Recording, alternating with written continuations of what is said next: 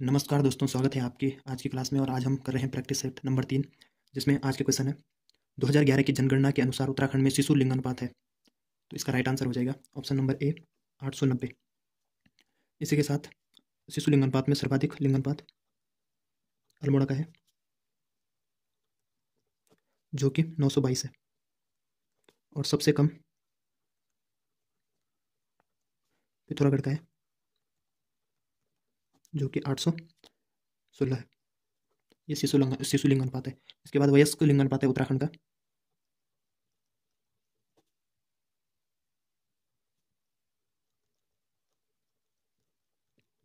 जो वयस्क लिंगानुपात है वो है 963। और 7 जनपदों का लिंगानुपात 1000 से अधिक है। और 4 जनपदों का लिंगानुपात राष्ट्रीय लिंगानुपात से कम है। यानी राष्ट्रीय लिंगानुपात कितना है? वो है 943, इससे कम है। सर्वाधिक लिंगानुपात वाले जनपद, तो इसमें नंबर 1 पे आता है अल्मोड़ा, जिसका लिंगानुपात है 1139। उसके बाद आता है रुद्रप्रयाग, जिसका लिंगानुपात है 1114। और सबसे कम उसमें आता है हरिद्वार, जिसका 880 है। और उसके बाद देहरादून, जिसका 902 है। तो अगर लिंगानुपात से क्वेश्चन बनेंगे तो इतने ही बनेंगे। क्वेश्चन नंबर 2 है अलकनंदा नदी का उद्गम स्थल है। तो इसका राइट आंसर है option number C Satopanth glacier. इसके साथ अलकनंदा नदी का प्राचीन नाम पूछा जाता है,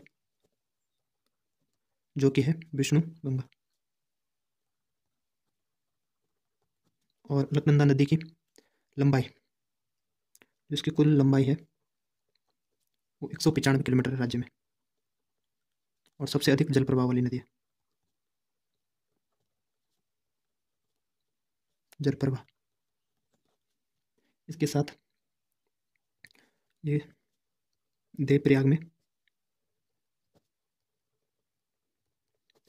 भागीरथी से मिल जाती है, भागीरथी नदी से मिल जाती है। और इसकी कुछ सहायक नदियां देख लेते हैं।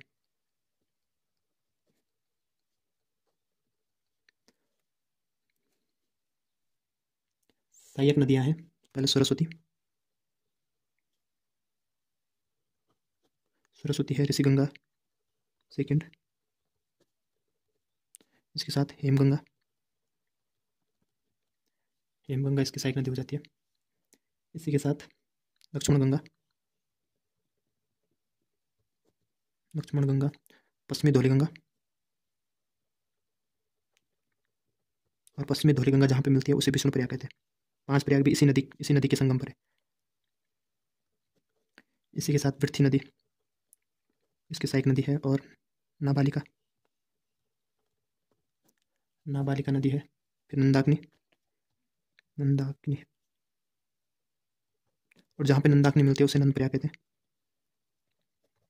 और इसी के साथ पिंडर नदी, यहाँ पे कर्णप्रयाग कहा जाता है जहाँ पे पिंडर नदी मिलती है। और फिर मंदाकिनी नदी, और जहाँ पे मंदाकिनी कहते हैं उसे रुद्रप्रयाग कहा जाता है। और इसके साथ कंचनगंगा और वसुधरा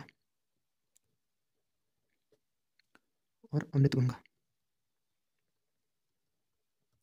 ये अलकनंदा की सहायक नदियाँ। अलकनंदा पे 5 प्रयाग जो आपको याद रखने, एक तो पहला देवप्रयाग जहाँ पे भागीरथी और अलकनंदा मिलती है। उसके बाद पश्चिमी धौलीगंगा जहाँ पे विष्णु प्रयाग है जिसमें। उसके बाद नंदाकिनी, नंदप्रयाग, पिंडर, कर्णप्रयाग और मंदाकिनी, रुद्रप्रयाग, ये 5 प्रयाग है अलकनंदा नदी पर। क्वेश्चन नंबर 3 है चित्रकार मौलाराम का पारिवारिक पेशा क्या था? तो इसका राइट आंसर है सुनार। इनका पारिवारिक पेशा सुनार था। और मौलाराम का समय काल जो बताया जाता है वो 1743 से 1835 बताया जाता है। और ये गढ़वाल शैली के चित्रकार थे। और गढ़वाल शैली के सूत्रपात कौन है? तो है हरिलाल। मौलाराम नहीं है, हरिलाल है। इसी के साथ इनको पवार शासनकाल में संरक्षण मिला था। तो कितने राजा थे उसे? पहला प्रदीप शाह, सेकंड है ललित शाह, उसके बाद जयकृत शाह, जयकृत शाह के बाद प्रद्युम्न शाह और फिर सुदर्शन शाह। इतने राजाओं का संरक्षण मिला था। और इसी के साथ ये प्रमुख चित्र पूछे जाते हैं, जिसमें है मोरप्रिया और चंद्रमुखी, हिंदोला, मस्तानी और दंपति चित्र। ये ज़्यादा पूछा जाता है, दंपति चित्र। ये रानी और राजा सुदर्शन शाह और उसकी रानी का चित्र है, मयंक मुखी। तो ये प्रमुख चित्र है। इसके साथ पुस्तकें भी हैं, इनके लेखक भी थे, जिसमें है गणराज वंश काव्य, गणराज वंश काव्य। ये इनकी पुस्तकें हैं। गणगीत, गणगीत संग्राम, ये एक नाटक है, पूछा जाता है गणगीत संग्राम किसका नाटक है। और मंथन सागर, मनमंथ सागर, और इन्होंने मनमंथ पंथ चलाया था, पूछा जाता है। और इसी के साथ प्रीतम शाह चित्रकला सीखने इनसे श्रीनगर आते थे।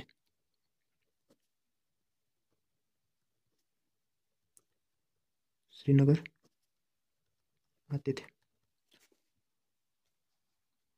यह है क्वेश्चन नंबर 4 है, राष्ट्रीय शीत जल मत्स्य अनुसंधान केंद्र कहाँ स्थित है। तो इसका राइट आंसर है भीमताल में, ऑप्शन नंबर सी। और भीमताल कहाँ, नैनीताल में, नैनीताल में। और नैनीताल में कुछ और देख लेते हैं और क्या क्या हो सकता है नैनीताल में।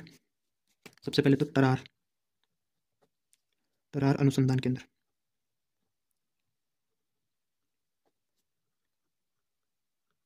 ये भी भीमताल में है, नैनीताल में। इसी के साथ लोक संस्कृत संग्रहालय, संस्कृति संग्रहालय,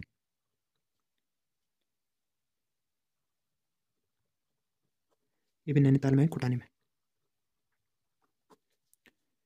इसी के साथ आर्यभट्ट प्रेक्षण विज्ञान शोध संस्थान, आर्यभट्ट प्रेक्षण विज्ञान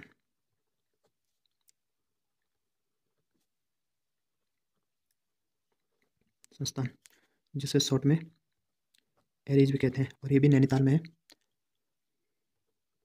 नैनीताल। इसकी स्थापना पहले तो आर्यभट्ट प्रेक्षण विज्ञान शोध संस्थान एरीज की स्थापना 1954 में वाराणसी में होती है। उसके बाद इसको 1955 में से नैनीताल में लाया जाता है।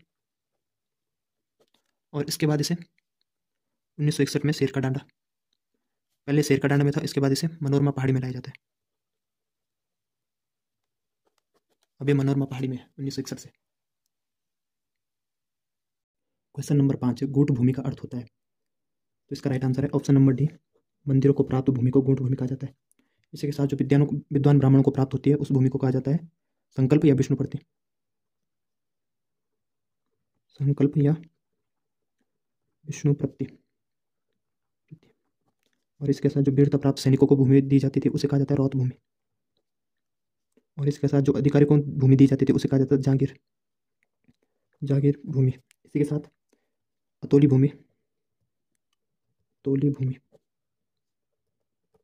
ये किसके लिए कहा जाता था। और गयाली भूमि, और एक और था मुयाली भूमि। जो अतोली भूमि थी वो लावारिस भूमि को कहा जाता था, लावारिस भूमि।